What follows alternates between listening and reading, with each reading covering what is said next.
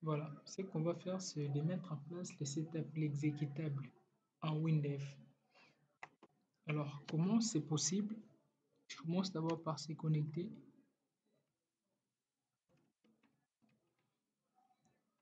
Une fois c'est bon, le WinDev s'ouvre. J'ouvre mon projet, c'est-à-dire j'ai déjà un projet que je suis en train de développer et ça se fait que je suis arrivé à la fin de mon projet. Alors, qu'est-ce que je fais? Je dois générer l'exécutable pour enfin déployer mon application, donner à la personne pour qui j'ai conçu l'application, comme ça il peut installer chez lui. Alors, comment faire? Vous devez comprendre une chose, dans W langage, l'avantage d'ailleurs, c'est que rien que dans W langage, vous pouvez développer une application de débit à la fin, jusqu'à générer l'exécutable. Et ça, pour autant que vous ayez besoin de quelque chose de l'extérieur. Non. Alors, mon application est là. Voilà. Je tente de me connecter.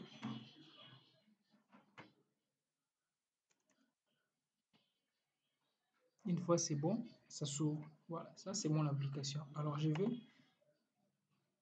créer le setup, l'exécutable.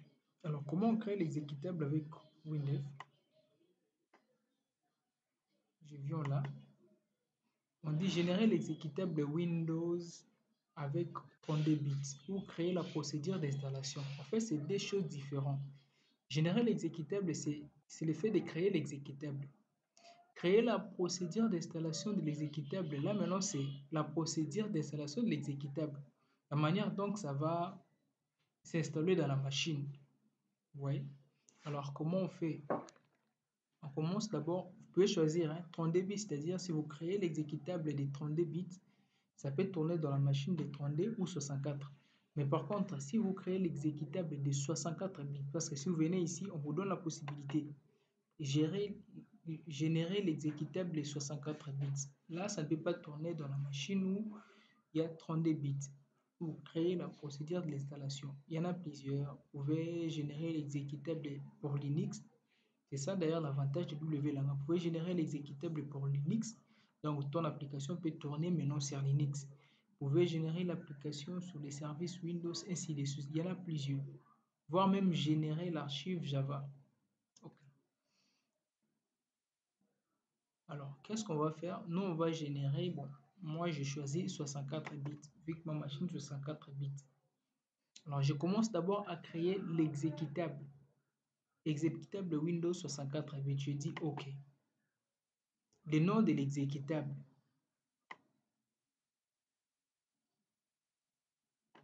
Le nom de l'exécutable, c'est le nom de mon application. J'ai dit appli. Description. Oh, je mets ça comme ça. Voilà. Maintenant, il y a un petit souci. Voilà. L'exécutable va prendre en compte tous les objets que vous avez utilisés. Entre autres, les fenêtres. Vous sélectionnez les fenêtres. Voire même les classes. Ça, ce sont des classes. Une fois c'est bon, vous faites suivant.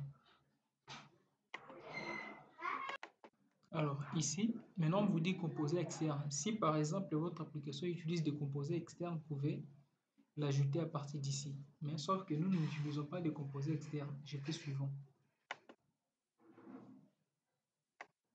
Terminé. Voilà, je suis en train de créer l'exécutable. Voilà, une fois c'est bon, création de l'exécutable Windows. Voilà. Alors, on me demande l'icône. Vous voyez, je peux aller chercher l'icône. Ici, c'est dans Windev. Sinon, si vous avez vos icônes, vous pouvez cliquer ici et puis aller les chercher. Bon. Dans mon cas, je prends seulement dans la catégorie de Windev. Je prends ça. OK.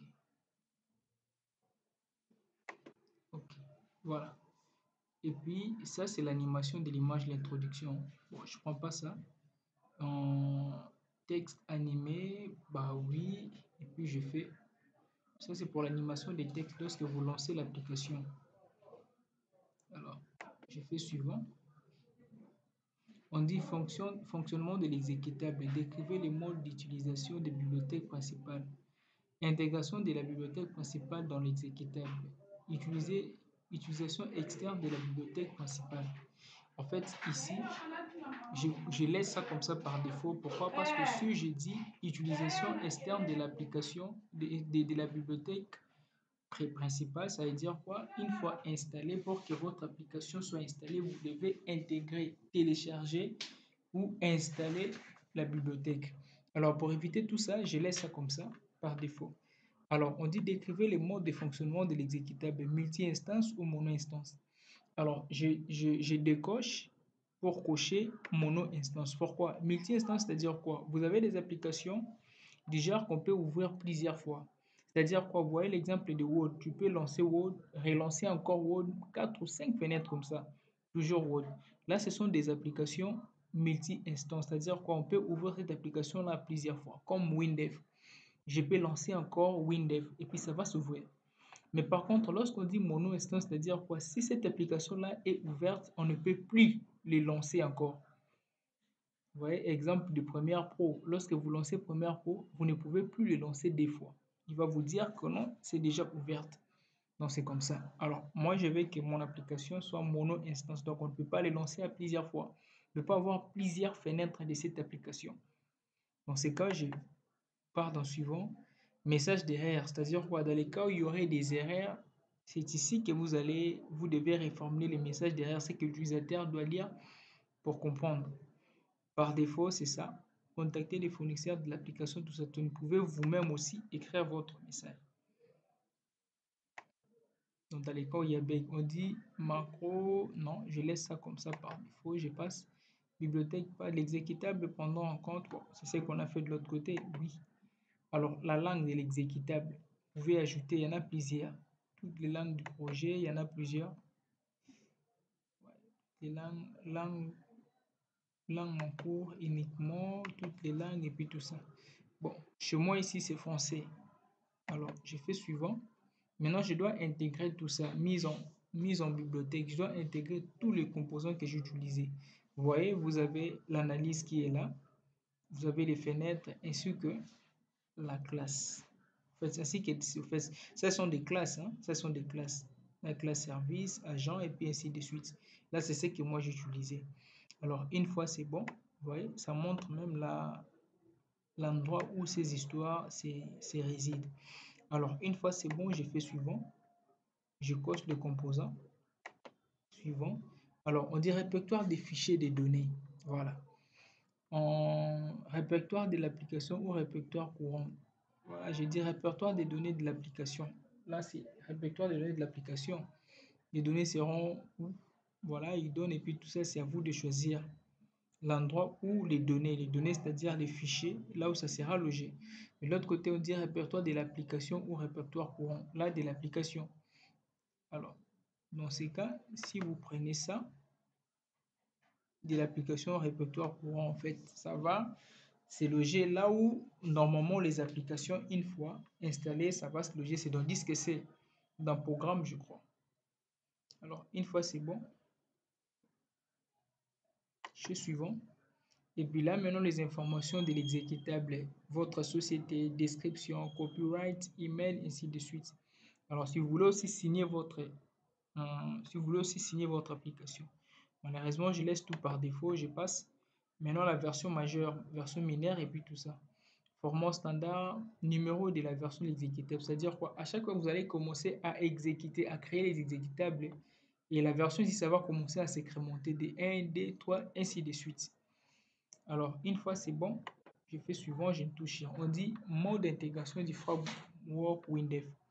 Alors, j'ai dit, je dois choisir ça. Framework intégré dans l'exécutable. C'est-à-dire quoi? On intègre le framework dans l'exécutable. Pourquoi? Si vous ne le faites pas, au moment du lancement de votre application, ça va demander les frameworks. Là, vous devez maintenant aller télécharger les frameworks et puis l'installer dans votre machine. Moi, j'ai choisi ça. J'ai dit aucun d'elles ne sera nécessaire à l'exécution. Donc, on n'aura besoin de rien parce que tout est intégré. Oui, je passe. Alors, contrôle des comptes utilisateurs, je passe. Je laisse ça par défaut. Contrôle des comptes utilisateurs, oui, je laisse tout par défaut. Maintenant, je lance. Je dis ne pas faire de sauvegarde. Une fois lancé, Là, je suis en train de créer l'exécutable et pas encore la procédure de l'installation, juste l'exécutable. Voilà, ça part. OK. On me dit la création d'exécutable, tout ça, on donne même les schémas, là où se trouve l'exécutable. Alors, lancer l'exécutable ou ouvrir les répertoires de gestion. Alors, j'ouvre les répertoires pour voir l'exécutable. Voilà, mon exé est là. Si je lance ça, normalement, ça lance l'application. Oui. Là, ça lance l'application. C'est ça mon exé. Alors, je dois maintenant créer la procédure de l'installation. Comment ça va s'installer dans une machine? Sur ce, vous venez là, création de la procédure de l'installation. Une fois c'est bon, je passe. Bon, ça, c'est ce qu'on a fait parce que dans création de la procédure de l'installation, vous allez voir aussi la création de l'exécutable comme première partie. Vous voyez, vous pouvez directement commencer par la création de la procédure de l'exécutable au lieu d'aller d'abord exécutable. Parce que la création de l'exécutable est inclue dans la création de la procédure de l'exécutable. Donc, toute cette partie ici, on a déjà fait ça. On part rapidement parce qu'on a déjà fait ça, tout ça. Voilà, on a déjà fait ça, ça va reprendre après, voilà.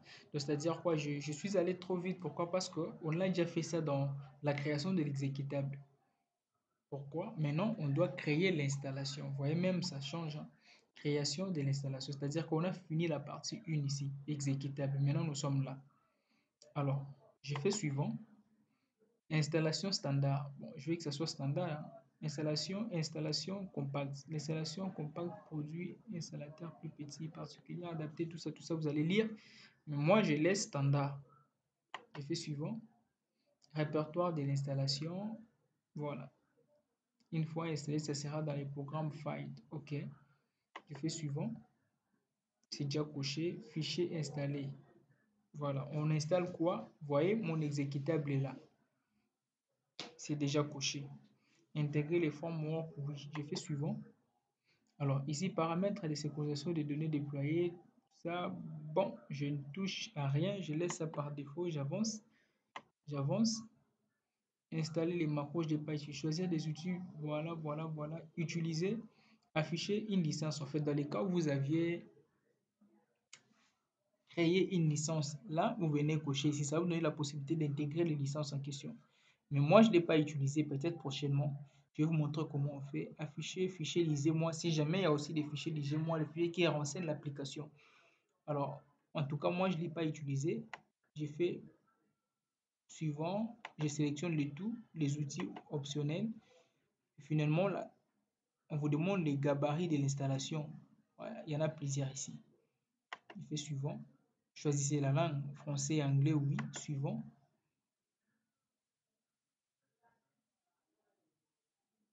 Suivant. Titre des logos, il n'y a pas de maintenant. Support d'installation. Vous voulez que ce soit sur un CD, répertoire unique, exécutable auto-extensible, ainsi de suite. Je laisse répertoire unique, pas sur un CD. Donc, il y aura aussi format de compression zippé. Ok. Vous pouvez aussi protéger cela par un mot de passe. C'est-à-dire quoi? Avant que la personne puisse installer votre application, il va faire recours au mot de passe que vous avez configuré. C'est aussi une façon de protéger votre exécutable. Mais nous n'en sommes pas là. Je fais suivant. Voilà. Je suis en train de créer l'exécutable. Voilà. Une fois c'est bon. Préparation de l'installation, oui. Maintenant, création des supports d'installation. Une fois c'est bon, j'aurai mon setup. Voilà. Alors, explorer pour aller voir. Voilà, c'est ça. Ça, c'est mon setup. Si je dois installer ça. Alors, donc c'est un peu ça. Mais sinon, pour ceux qui programment en Java, souvent pour créer de setup, vous utilisez InnoSetup. Même aussi à C#. Mais l'avantage avec Windev, c'est que vous n'avez pas besoin de InnoSetup. Tout est inclus dans Windev. Vous voyez, c'est ça le plus important. Alors, si je rentre ici, c'est dans les dossiers de votre projet. Vous voyez, exe, tout ça, ça c'est les dossiers de mon projet. Mon projet est là. Si j'entre là-bas, ça crée maintenant un dossier exe installation. Voilà. Alors, une fois, je peux maintenant installer mon application. Vous pouvez prendre ça et installer ça dans une autre machine, hein, ça va fonctionner. Voilà. Ça maintenant, c'est la procédure de l'installation. Vous choisissez la langue, je choisis français, suivant.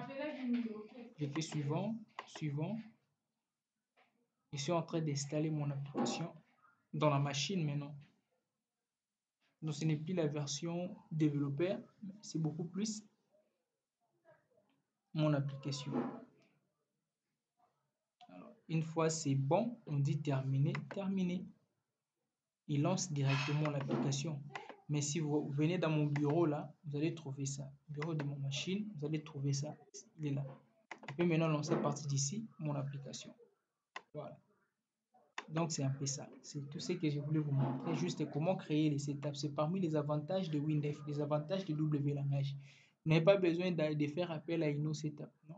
Tout est inclus dedans. Vous n'avez pas besoin de faire appel au composant externe. Non. Tout est là dedans. Donc tu peux commencer à développer ton application du début jusqu'à la fin. En commençant par les MCD, les Merise, MCD, les diagrammes de classe, tout ça et puis générer les codes.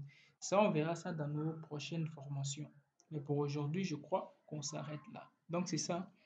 Si je dois... Voilà.